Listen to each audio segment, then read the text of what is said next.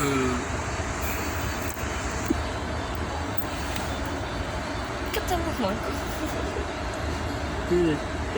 Hello guys.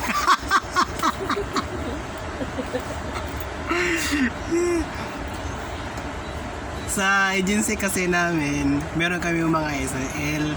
Kumbaga, kung aabot ka ng isang taon, meron kang 5 days na incentives. Incentive leaves with pay yun.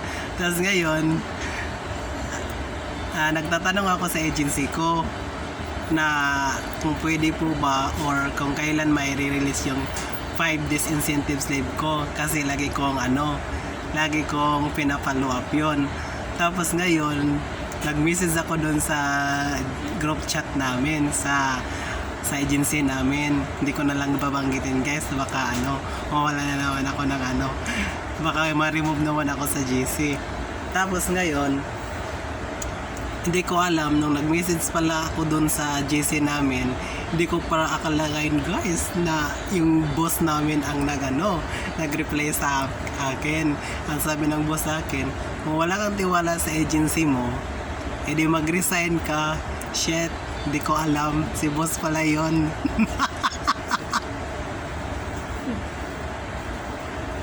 Natawa na lang ako.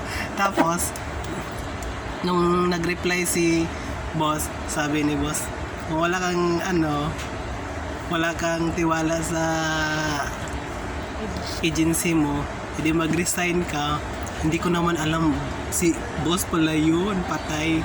Tapos nireplyan ko yung may-ari, sabi ko, bakit hindi ka ang mag-resign? Tapos yun, maya-maya nung tumawag sa akin yung HR, uy, ano ka ba naman? Yung may-ari pa ba naman ang pag-resignan mo? Nyeta ka, napakalakas mo talaga.